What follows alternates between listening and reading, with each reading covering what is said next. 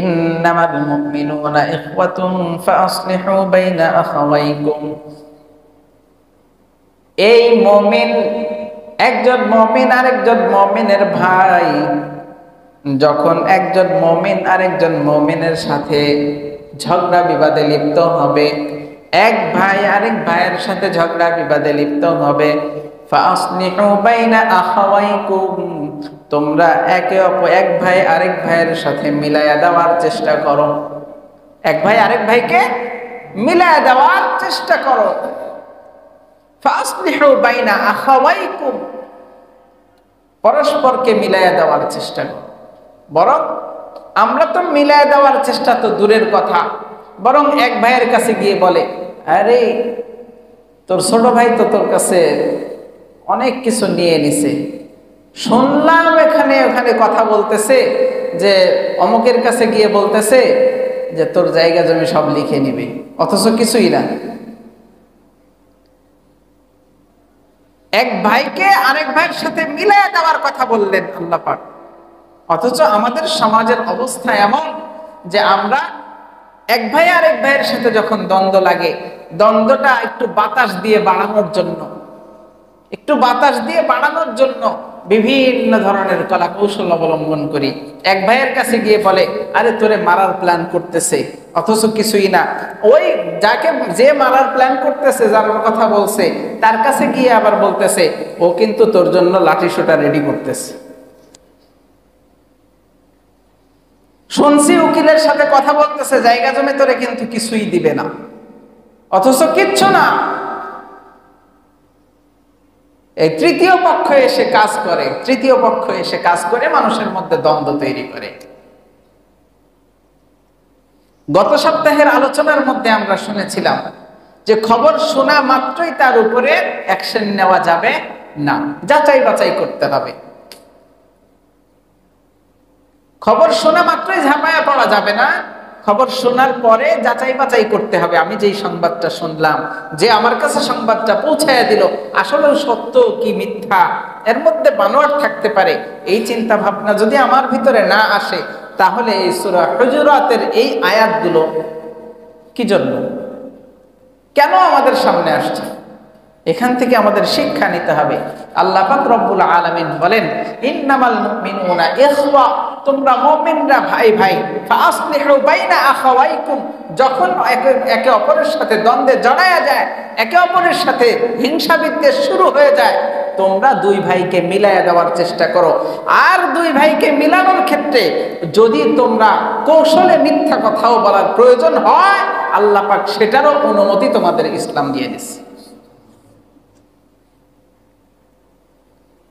এক ভাইয়ের সাথে দ্বন্দ্ব লাগছে, ভাই গিয়ে বলতেছে, এই তুই যে ওর ব্যাপারে এত উগ্র চিন্তা ভাবনা নিয়ে রাখছিস, ও তো তোর ব্যাপারে মানুষের কাছে ভালো ভালো কথা বলে বেড়াচ্ছে, তোর অনেক প্রশংসা করলো আমার কাছে, তুই এটা করছিস তার জন্য, ওইটা করছিস, এটা করছিস, এত কিছু করছিস, ও তো তোর ব্যাপারে প্রশংসা করে বেড়াচ্ছে, আর তুই তার জন্য লাঠি সোটা রেডি করতেছিস।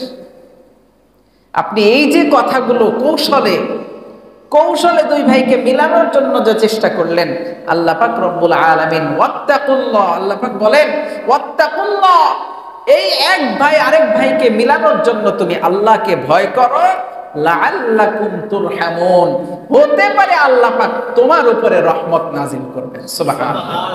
আল্লাহুম্মা সাল্লি আলা মুহাম্মাদিন ওয়া আলা আলি মুহাম্মাদ كما صليت على إبراهيم وعلى آل إبراهيم إنك حميد مجيد اللهم بارك على محمد وعلى آل محمد كما باركت على إبراهيم وعلى آل إبراهيم إنك حميد مجيد وقال الله تبارك وتعالى وَإِن طَائِفَتَانِ مِنَ الْمُؤْمِنِينَ اقْتَتَلُوا فَأَصْلِحُوا بَيْنَهُمَا فَإِن بَغَتْ إِحْدَاهُمَا عَلَى الْأُخْرَى فَقَاتِلُوا الَّتِي تَبْغِي حَتَّى تَفِيءَ إِلَى أَمْرِ اللَّهِ فَإِن فَاءَتْ فَأَصْلِحُوا بَيْنَهُمَا بِالْعَدْلِ وَأَقْسِطُوا إِنَّ اللَّهَ يُحِبُّ الْمُقْسِطِينَ إِنَّمَا الْمُؤْمِنُونَ إِخْوَةٌ فَأَصْلِحُوا بَيْنَ أَخَوَيْكُمْ وَاتَّقُوا اللَّهَ لَعَلَّكُمْ تُرْحَمُونَ صدق الله مولانا العظيم وصدق رسوله النبي الكريم ونحن على ذلك لمن الشاهدين والشاكرين والحمد لله رب العالمين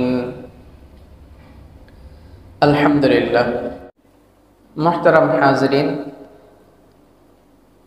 আমরা গত 3 সপ্তাহ যাবত সূরাতুল হুজুরাতের তাফসীর শুনছি। সূরাতুল হুজুরাতের মধ্যে শুরুর দিকে আল্লাহ পাক রব্বুল আলামিন মুমিনদের দিকে লক্ষ্য করে কয়েকটি কথা বলেছিলেন এবং পরবর্তী অংশের মধ্যে আল্লাহ পাক রব্বুল আলামিন সারা পৃথিবীতে সমস্ত মানুষদের জন্য কিছু শিক্ষা রাখছেন।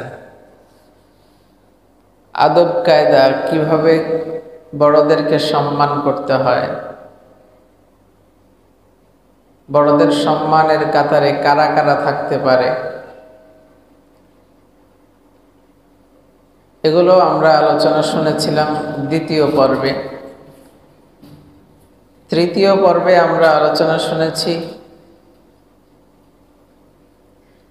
যে কেউ যে কোনো কথা বললে তার কথা যাচাই বাছাই না করেই হুটহাট ডিসিশন নেওয়াটা, এটা আল্লাহ পাক নিষেধ করছেন।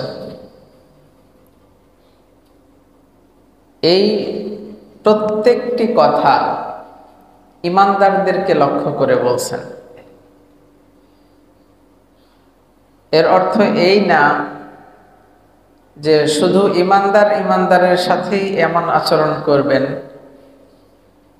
কাফের মুশরিকদের সাথে ঈমানদাররা ভিন্ন আচরণ করবেন, বিষয়টা এমন কিন্তু না। যে আচরণগুলোর কথা বলছেন এগুলো সবার সাথে একজন মুমিন হিসাবে তার ঈমান তাকে কি শিখাইল, তার ঈমান তাকে কোন রাস্তা দেখাইল, তার ঈমান তাকে কতটুকু ভদ্রতা সভ্যতা শিক্ষা দিল, এই বিষয়গুলো শুধু একজন মুমিন আরেক মুমিনের সাথেই করবে এতটুকুই নয়, বরং একজন ঈমানদার সে বেঈমান যাদেরকে আমরা মনে করি, আমাদের ইসলাম ধর্ম ছাড়া ভিন্ন ধর্মাবলম্বী যারা আছে তাদের সাথেও যখন আমরা আচরণ দেখাবো, কি ধরনের আচরণ দেখাইতে হবে, তাদের ব্যাপারেও কোনো কথা শোনা মাত্রই কি আমরা তার ব্যাপারে ডিসিশন নিব কিনা, যাচাই বাছাইয়ের প্রয়োজন আছে কিনা, এই বিষয়গুলোই আল্লাহ পাক রব্বুল আলামিন আমাদেরকে শিক্ষা দিয়েছেন।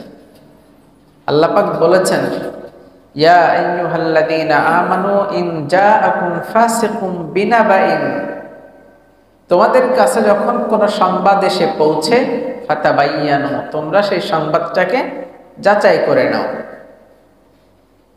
এই আয়াতের শানে নজুলও আমরা শুনেছিলাম গত পর্বে। এরপরে আল্লাহ পাক রব্বুল আলামিন বলেন, তোমরা জেনে রাখো পরস্পর যখন কথাবার্তা হয় এর মধ্যে বড় যারা থাকে, জ্ঞানী গুণী যারা থাকে, তাদের কথাকে প্রাধান্য দিতে হয়।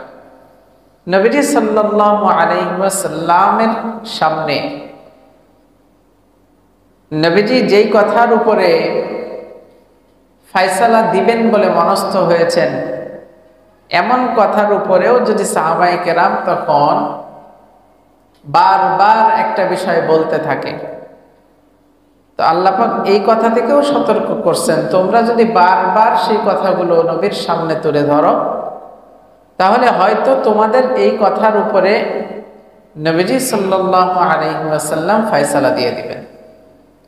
তবে মনে রাখো, যদি নবীজি তোমাদের কথার উপরে ভিত্তি করে এই ফয়সালা দেন, তাহলে ক্ষতি তোমরা তোমাদের নিজেদের ক্ষতি করলা।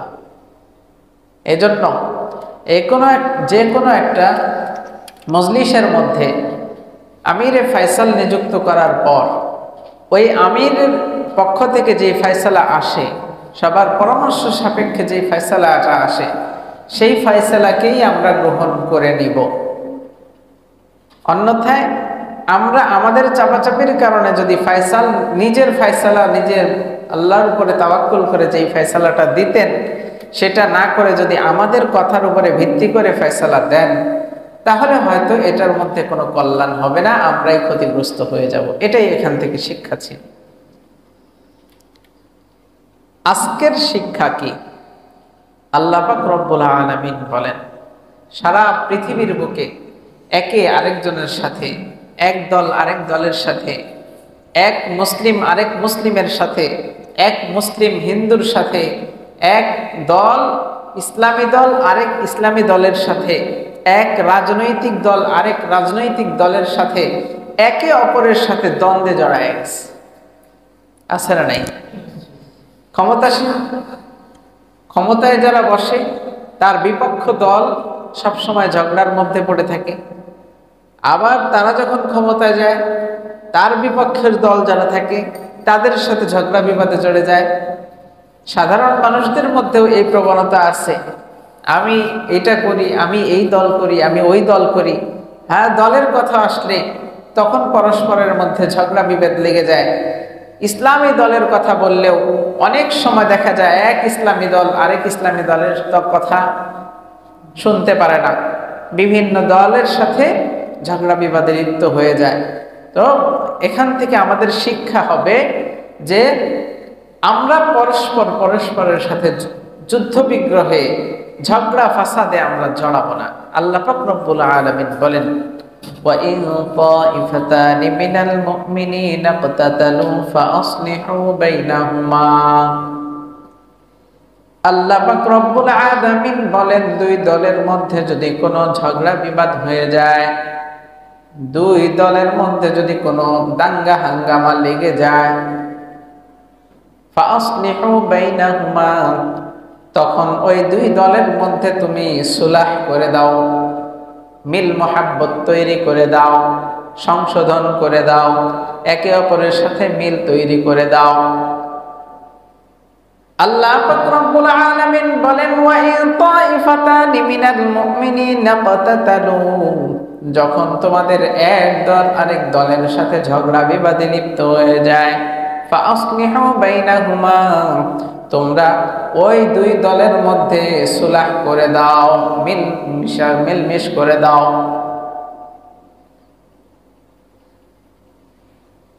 فَإِن بَغَتْ إِحْدَاهُمَا عَلَى الْأُخْرَى, যদি তোমরা মিলমিশ করার জন্য যাও, এক দল মেনে নিল আরেক দল মানল না, এক দল তোমার কথাগুলো মেনে নিল যে না, ঝগড়া বিবাদ করে কি হবে, ঝগড়া বিবাদ করে কোনো লাভ নাই, ঘরের মধ্যে অশান্তি, সংসারের মধ্যে অশান্তি, ভাই ভাইয়ের মধ্যে অশান্তি, দল দলের মধ্যে অশান্তি, দেশের মধ্যে অরাজকতা সৃষ্টি হয়, এই জন্য দাঙ্গা হাঙ্গামা করতে চাই না। এক দল মেনে নিল, আরেক দল মানে না। আছে না নাই? এক দল মানে, আরেক দল মানে না। আল্লাহ পাক রব্বুল আলামিন বলেন, فَإِن بَغَتْ إِحْدَاهُمَا عَلَى الْأُخْرَى, দুই দলের মধ্যে সুলহ করার জন্য তুমি যদি যাও, তখন এক দল মেনে নেয়, আরেক দল মেনে যদি না নেয়, তোমার যদি যুদ্ধ করার ইচ্ছা নাও থাকে, তুমি যদি সংশোধন করার চিন্তা ভাবনাই যদি তোমার থাকে, তাহলে তুমি চিন্তা ভাবনার মধ্যে এটা নিয়ে আসো, ফাকাতিলুল লাতী তাবগী হাত্তা তাফিআ ইলা আমরিল্লাহ। যেই দল মেনে নিল, তোমার কথা মেনে নিল, ঝগড়া বিবাদে লিপ্ত না হয়ে তোমার কথা মেনে নিয়ে তোমার মতে চলার চেষ্টা করলো, যারা মানলো না, প্রয়োজন হলে তুমি তাদের বিপক্ষে যুদ্ধের ঘোষণা করো। আল্লাহু আকবার। দুই দলের মধ্যে দ্বন্দ্ব হয়েছে, ঝগড়া হয়েছে, বিবাদ হয়েছে, তুমি সুলহ করার জন্য যাও, উভয় দলের মধ্যে মিলানোর চেষ্টা করো। একজন মেনে নিল, আরেকজন মানলো না।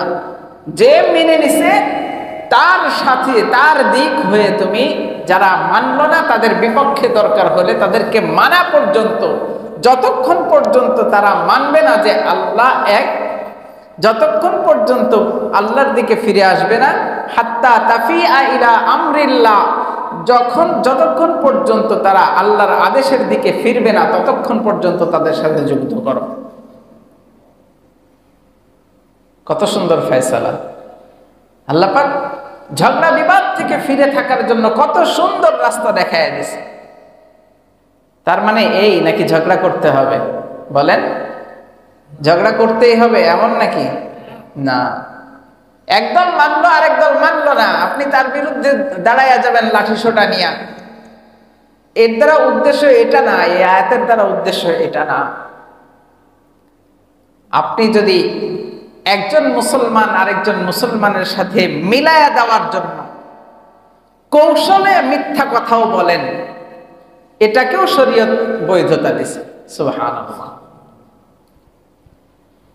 এক দল আরেক দলের সাথে যুদ্ধ, এক দল আরেক দলের সাথে মারামারি, দেখলেই একে অপরের জন্য লাঠি নিয়ে দাঁড়ায়া যায়। আপনার চিন্তা ভাবনা দুই দলের মধ্যে কিভাবে আপনি সুলহ করবেন। এক দলের কাছে গিয়ে বললেন, আরে তোর ব্যাপারে যা যা শুনলাম ওদের কাছে, ওরা তো ভীষণ ভয় পাইছে তোর ব্যাপারে। ওই দল ভীষণ ভয় পাইছে তোর ব্যাপারে, অথচ কিছুই না, তারা তো উগ্রবাদী হয়ে আছে যে তারা কখন না কখন হামলা করবে।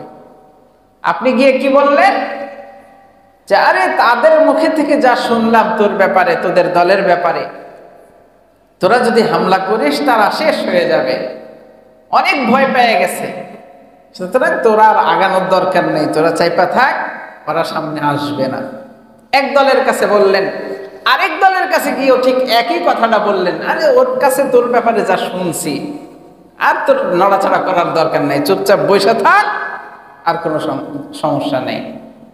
এই যে আপনি সামান্য চেষ্টা করলেন, এক দলকে আরেক দলের সাথে মিলানোর জন্য চেষ্টা করলেন, আল্লাহ পাক রব্বুল আলামিন আপনার এই চেষ্টা প্রচেষ্টাকে কবুল করে নেবেন। সুবহানাল্লাহ।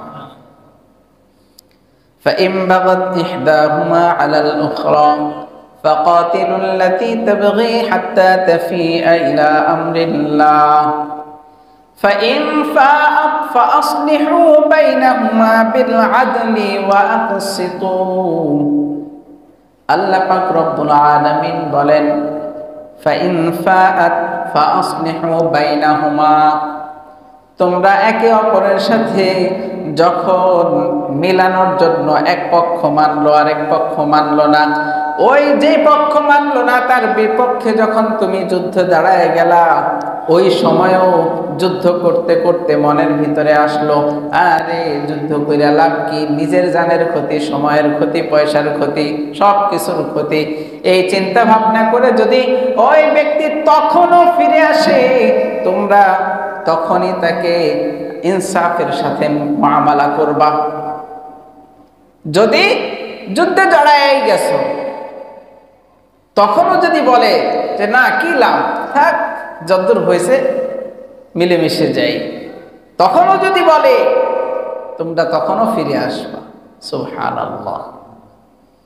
فإن فاءت فأصلحوا بينهما, উভয়ের মধ্যে তোমরা সুলহ করে দাও, বিল আদল, আদলের সাথে, ইনসাফের সাথে।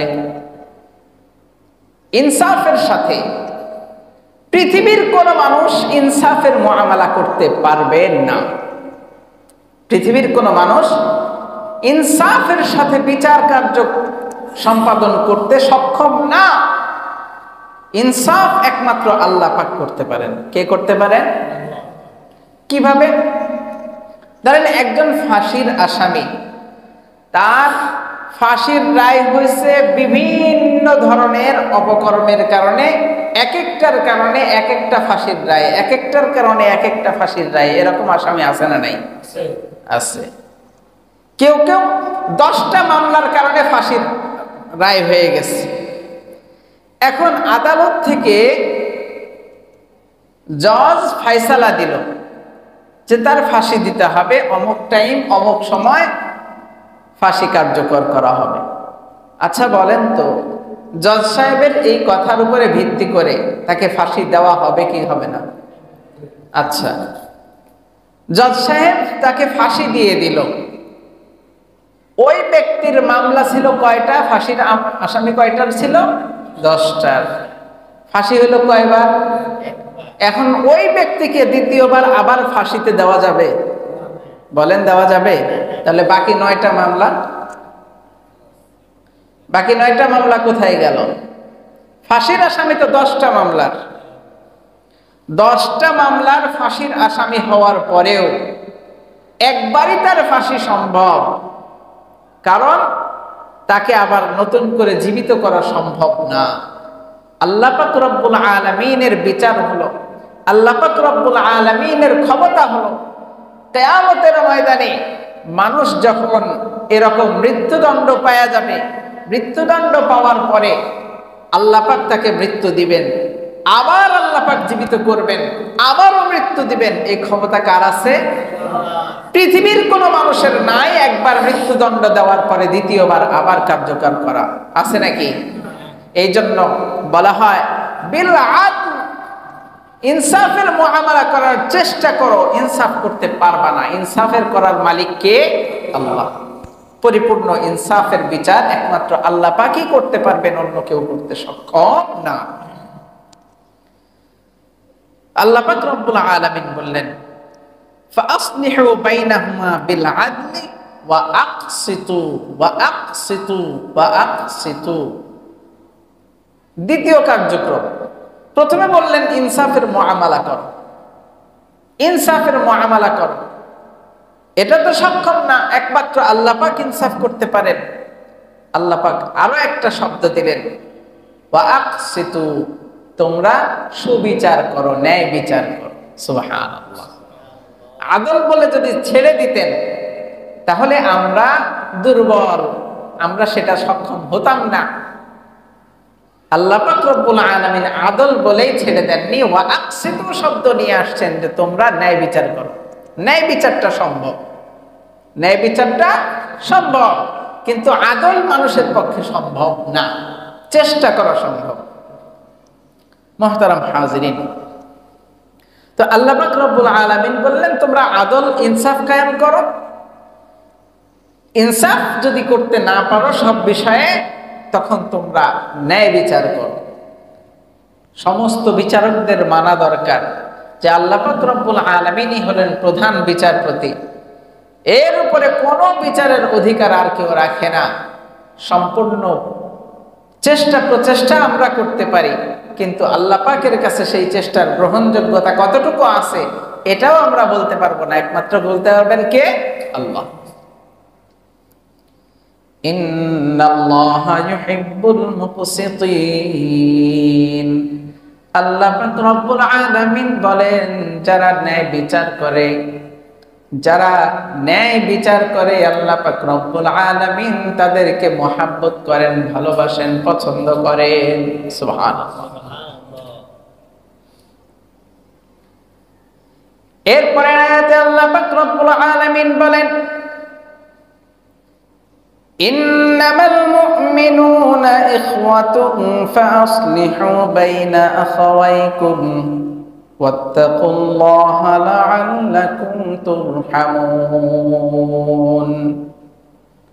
আল্লাহ পাক রব্বুল আলামিন বলেন, ইন্নামাল মুমিনুনা ইখওয়া, ও মুমিন তোমরা পরস্পর হলে ভাই। তোমরা পরস্পর কি ভাই? ও মুমিন তোমরা পরস্পর ভাই, একে অপরে ভাই ভাই। হাদিসে পাকের মধ্যে নবীজি সাল্লাল্লাহু আলাইহি ওয়াসাল্লাম বলেন, আল মুমিনুনা কাজাসাদুন ওয়াহিদ, প্রত্যেক মুমিনের অন্তর, প্রত্যেক মুমিন হলো একটা দেহের মতো। কয়টা দেহের মতো? প্রত্যেক মুমিন হলো একটা দেহের মতো। ইশতাকা আইনুহু ইশতাকা কুল্লুহু, মানুষের চোখ যখন ব্যথা হয় তখন পূর্ণ শরীর যেমন বুঝতে পারে।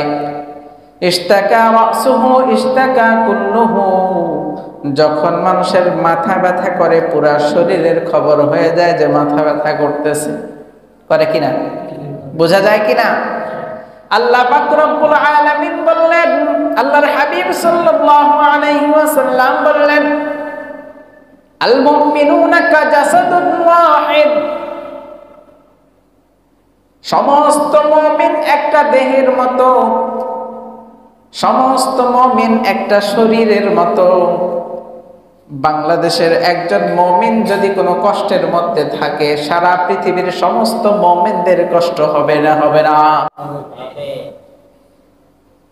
ফিলিস্তিনের মুসলমানরা যখন নির্যাতিত হচ্ছে, বাংলাদেশের মুসলমানরা কষ্ট পাচ্ছে কি পাচ্ছে না? কথা বলেন। আল্লাহ পাক বললেন, ইন্নামাল মুমিনুনা ইখওয়া, ও মুমিন তোমরা পরস্পর ভাই। রাসূলুল্লাহ সাল্লাল্লাহু আলাইহি ওয়াসাল্লাম বললেন যে প্রত্যেক মুমিন হলো একটা শরীরের মতো। ফিলিস্তিনে মুসলমানরা ব্যথা পাচ্ছে, এখানে মুসলমানদের, বাংলাদেশে মুসলমানদের অন্তরে রক্তক্ষরণ হচ্ছে, সারা পৃথিবীর মুসলমানদের অন্তর কাঁপতেছে। ফিলিস্তিনের একজন ছোট্ট বাচ্চা, একেবারে ছোট্ট বাচ্চা, শেষ পর্যায়ে গিয়েছে, বলে তোমরা আমাদের সাথে কি করছো আমি আল্লাহর কাছে গিয়ে বলে দেব। আল্লাহু আকবার, আল্লাহু আকবার। এই কথাটা যেই মুমিনের কানে ঢুকছে, যেই মুমিনের চোখের সামনে কথাটা ভাসছে, ওই মুমিনের অন্তর না কেঁপে থাকতে পারে নাই। চোখ দিয়ে পানি ঝরছে প্রত্যেক মুমিনের এই কথা শুনে। ইন্নামাল মুমিনুনা ইখওয়া, আমার ভাইকে যদি কেউ আঘাত করে আমার কষ্ট লাগে কি লাগে না? আল্লাহ পাক রব্বুল আলামিন বললেন, সমস্ত মুমিনই তো তোমার ভাই, কষ্ট লাগবে না কেন? আমি দিয়ে দিছি কষ্টের জন্য, আমি ভালোবাসা তৈরি করে দিয়েছি, মহব্বত তৈরি করে দিয়েছি, কেন কষ্ট লাগবে না? ইন্নামাল মুমিনুনা ইখওয়াতুন ফাআসলিহু বাইনা আখাওয়াইকুম, এই মুমিন, একজন মুমিন আরেকজন মুমিনের ভাই। যখন একজন মুমিন আরেকজন মুমিনের সাথে ঝগড়া বিবাদে লিপ্ত হবে, এক ভাই আরেক ভাইয়ের সাথে ঝগড়া বিবাদে লিপ্ত হবে, ফাআসলিহু বাইনা আখাওয়াইকুম, তোমরা এক ভাই আরেক ভাইয়ের সাথে মিলায়া দেওয়ার চেষ্টা করো। এক ভাই আরেক ভাইকে মিলায়া দেওয়ার চেষ্টা করো। ফাআসলিহু বাইনা আখাওয়াইকুম, পরস্পরকে মিলায়া দেওয়ার চেষ্টা করো। বরং আমরা তো মিলায়া দেওয়ার চেষ্টা তো দূরের কথা, বরং এক ভাইয়ের কাছে গিয়ে বলে, আরে তোর ছোট ভাই তো তোর কাছে অনেক কিছু নিয়ে নিছে, শুনলাম এখানে ওখানে কথা বলতেছে যে অমুকের কাছে গিয়ে বলতেছে যে তোর জায়গা জমি সব লিখে নিবি, অথচ কিছুই না। এক ভাইকে আরেক ভাইয়ের সাথে মিলায়া দেওয়ার কথা বললেন আল্লাহ পাক, অথচ আমাদের সমাজের অবস্থা এমন যে আমরা এক ভাই আরেক ভাইয়ের সাথে যখন দ্বন্দ্ব লাগে, দ্বন্দ্বটা একটু বাতাস দিয়ে বাড়ানোর জন্য, বিভিন্ন ধরনের কলা কৌশল অবলম্বন করি। এক ভাইয়ের কাছে গিয়ে বলে, আরে তোরে মারার প্ল্যান করতেছে, অথচ কিছুই না। ওই যে মারার প্ল্যান করতেছে, যার কথা বলছে, তার কাছে গিয়ে আবার বলতেছে ও কিন্তু তোর জন্য লাঠি সোটা রেডি করতেছে। শুনছি উকিলের সাথে কথা বলতেছে, জায়গা জমি তোরে কিন্তু কিছুই দিবে না, অথচ কিচ্ছু না। এই তৃতীয় পক্ষ এসে কাজ করে মানুষের মধ্যে দ্বন্দ্ব তৈরি করে। গত সপ্তাহের আলোচনার মধ্যে আমরা শুনেছিলাম যে খবর শোনা মাত্রই তার উপরে অ্যাকশন নেওয়া যাবে না, যাচাই বাছাই করতে হবে। খবর শোনা মাত্রই ঝাঁপায়া পড়া যাবে না, খবর শোনার পরে যাচাই বাছাই করতে হবে। আমি যেই সংবাদটা শুনলাম, যে আমার কাছে সংবাদটা পৌঁছায়া দিল, আসলে সত্য কি মিথ্যা, এর মধ্যে বানোয়াট থাকতে পারে, এই চিন্তা ভাবনা যদি আমার ভিতরে না আসে, তাহলে এই সূরা হুজুরাতের এই আয়াতগুলো কি জন্য, কেন আমাদের সামনে আসছে, এখান থেকে আমাদের শিক্ষা নিতে হবে। আল্লাহ পাক রব্বুল আলামিন বলেন, ইন্নামাল মুমিনুনা ইখওয়া, তোমরা মুমিনরা ভাই ভাই, ফাসলিহু বাইনা আখাওয়াইকুম, যখন একে অপরের সাথে দ্বন্দ্বে জড়ায়া যায়, একে অপরের সাথে হিংসা বিদ্বেষ শুরু হয়ে যায়, তোমরা দুই ভাইকে মিলায়া দেওয়ার চেষ্টা করো। আর দুই ভাইকে মিলানোর ক্ষেত্রে যদি তোমরা কৌশলে মিথ্যা কথাও বলার প্রয়োজন হয়, আল্লাহ পাক সেটারও অনুমতি তোমাদের ইসলাম দিয়ে দিয়েছে। এক ভাইয়ের সাথে দ্বন্দ্ব লাগছে, ভাই দিয়ে বলতেছে, এই তুই যে ওর ব্যাপারে এত উগ্র চিন্তা ভাবনা নিয়ে রাখছিস, ও তো তোর ব্যাপারে মানুষের কাছে ভালো ভালো কথা বলে বেড়াচ্ছে, তোর অনেক প্রশংসা করলো আমার কাছে, তুই এটা করছিস তার জন্য, ওইটা করছিস, এটা করছিস, এত কিছু করছিস, ও তো তোর ব্যাপারে প্রশংসা করে বেড়াচ্ছে, আর তুই তার জন্য লাঠি সোটা রেডি করতেছিস। আপনি এই যে কথাগুলো কৌশলে দুই ভাইকে মিলানোর জন্য যে চেষ্টা করলেন, আল্লাহ পাক রব্বুল আলামিন ওয়াত্তাকুল্লাহ, আল্লাহ পাক বলেন ওয়াত্তাকুল্লাহ, এই এক ভাই আরেক ভাইকে মিলানোর জন্য তুমি আল্লাহকে ভয় করো, লাআল্লাকুম তুরহামুন, হতে পারে আল্লাহ পাক তোমার উপরে রহমত নাজিল করবেন। সুবহানাল্লাহ, আল্লাহ পাক তোমার উপরে রহমত নাজিল করবে। তাহলে আমাদের বদ চিন্তা ভাবনা, আমাদের বদ গুণাগুণগুলো দিল থেকে বের করে সূরাতুল হুজুরাতের যেই অক্ষরগুলো, যেই শব্দগুলো আমাদেরকে যেই শিক্ষাগুলো দিলেন, সেই শিক্ষাগুলো আমরা গ্রহণ করার জন্য চেষ্টা করবো ইনশাআল্লাহ। পারবো না ইনশাআল্লাহ? তাহলে আজকের আলোচনায় আমরা কি শিখলাম? আজকের আলোচনায় আমরা শিখলাম, যখন দলে দলে দ্বন্দ্ব লেগে যায়, এক দল আরেক দলের সাথে বিভিন্নভাবে দ্বন্দ্ব লেগে যায়, দলের দ্বন্দ্ব দূর করার জন্য কৌশল অবলম্বন করো, বরং কৌশলের পাশাপাশি তোমরা উভয়কে মিলাইয়া দেওয়ার চেষ্টা করো, বাতাস দিয়ে আগুনকে বাড়াইয়া দিও না। এক জায়গায় আগুন জ্বালাইছে, আগুন জ্বলতেছে না, দেখবেন ওই বাবুর্চিরা যখন রান্না করে, চুলা জ্বালানোর সময় যখন আগুন জ্বলতেছে না, তখন কিন্তু হালকা হালকা বাতাস দেয়, দেখছেন না? বাতাস দেয় কি আগুন নিভানোর জন্য না বাড়ানোর জন্য? আগুন নিভানোর জন্য পানি ব্যবহার করে। আল্লাহ পাক রব্বুল আলামিন বললেন, তুমি বাতাস হও না, তুমি পানি হও। সুবহানাল্লাহ, তুমি বাতাস হও না, কি হও? পানি হও। আগুন নিভাইয়া দাও, তুমি বাতাস দিয়ে আগুনকে বাড়াইয়া দিও না। এক নাম্বার। দুই নাম্বার, যদি উভয়ের মধ্যে দ্বন্দ্ব লাগার পর একদল যদি তোমার পরামর্শ মেনে নিয়ে সুন্দরভাবে চলে আসে যে না, ঝগড়া বিবাদ করে কি হবে, ঝগড়া বিবাদ করে কোনো প্রয়োজন নাই, শুধু সময় নষ্ট, শুধু শরীর নষ্ট, শুধু পরস্পরের সাথে সম্পর্ক নষ্ট, ঝগড়া বিবাদে যাওয়ার দরকার নাই। একই সাথে থাকি, একই বিল্ডিংয়ে থাকি, পাশাপাশি বিল্ডিংয়ে থাকি, একই মহল্লায় থাকি, অথচ দুইজন দুই দল করে ঝগড়া বিবাদে লিপ্ত হই। যদি একজন মেনে নেয় এই কথা যে না, ঝগড়া বিবাদের দরকার নাই, আরেকজন মানলো না, তার সাথে কৌশলে তুমি বিভিন্নভাবে তাকে মিলানোর চেষ্টা করো।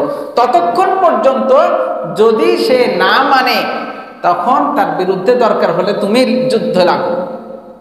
যুদ্ধে লেগে কি করবা? তাকে ফিরাইয়া নিয়ে আসার চেষ্টা করবা।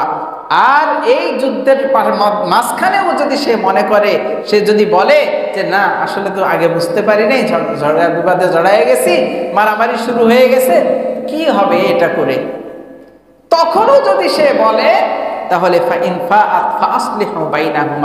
তুমি তখনও তাদেরকে ডেকে মীমাংসা করে দাও। সুবহানাল্লাহ। মীমাংসা করার ক্ষেত্রে দুইটা দিক অবলম্বন করতে হবে। মীমাংসা করার ক্ষেত্রে কয়টা দিক অবলম্বন করতে হবে? দুইটা। একটা হলো আদল, একটা হলো আকসিতু। আদল বলা হয় ইনসাফ। ইনসাফ আমরা পরিপূর্ণরূপে করতে সক্ষম না, কিন্তু ইনসাফ করার চেষ্টা করতে হবে। দুই নাম্বার হলো আকসিতু, তোমরা ন্যায় বিচার করো। ন্যায় বিচারের মাধ্যমে তাদেরকে মিলাইয়া দাও। কথা বুঝতে পারতেছেন? চারটা গুণ। পরের আয়াতে আল্লাহ পাক রব্বুল আলামিন মুমিনদেরকে লক্ষ্য করে বললেন, হে মুমিনরা, তোমরা কিন্তু পরস্পর একে অপরের ভাই, একে অপরের ভাই।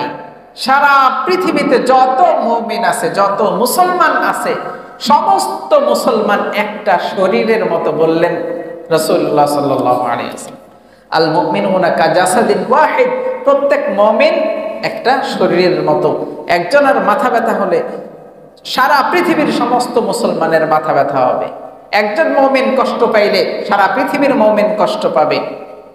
আল্লাহ পাক বললেন যে তোমরা এই পরস্পর ভাই ভাইয়ের মধ্যেও যদি কোনো দ্বন্দ্ব হয়ে যায়, তোমরা সেই দ্বন্দ্বকে মিটাইয়া দাও, দ্বন্দ্ব মিটানোর চেষ্টা করো, মিটাইয়া দাও। আর এই দ্বন্দ্ব মিটানোর ক্ষেত্রে কাকে ভয় করতে হবে? আল্লাহকে ভয় করতে হবে। যদি আমরা আল্লাহর জন্য পরস্পরকে মিলাইয়া দেই, তাহলে আল্লাহ পাক রব্বুল আলামিন বলেন লাআল্লাকুম তুরহামুন, হতে পারে আল্লাহ পাক তোমার উপরে রহমতের বাড়ি বর্ষণ করবেন। সুবহানাল্লাহ। আল্লাহ পাক আমাদেরকে এই গুণগুলো অর্জন করার তৌফিক দান করেন। আগামী সপ্তাহে আমরা আরো কিছু গুণ, আগামী সপ্তাহের আলোচনার মধ্যে, এটা আমাদের প্রথম রুকু চলে গেল, দুইটা রুকু এই সূরার মধ্যে। এক রুকুর আলোচনা শেষ হলো, দ্বিতীয় রুকুর মধ্যে আমরা শুনবো আল্লাহ পাক রব্বুল আলামিন শুধু পুরুষদেরকেই বিভিন্ন হুকুম দেন নাই, নারীদেরকেও বিভিন্ন হুকুম দিয়েছেন। পরের আয়াতের মধ্যেই আল্লাহ পাক রব্বুল আলামিন পুরুষদেরকেও যে হুকুম দিয়েছেন, আলাদা করে আবার নারীর কথাও উল্লেখ করে সেই নারীকেও ওই হুকুমগুলো দিয়েছেন। আগামী সপ্তাহে আমরা সেগুলো জানার চেষ্টা করব ইনশাআল্লাহ। ওমা তৌফিকি ইল্লা বিল্লাহ, আলাইহি তাওয়াক্কালতু ওয়া হুয়া রাব্বুল আরশিল আযীম। সুবহানাল্লাহি ওয়া বিহামদিহি, সুবহানাকাল্লাহুম্মা ওয়া বিহামদিকা, আশহাদু আল্লা ইলাহা ইল্লা আনতা।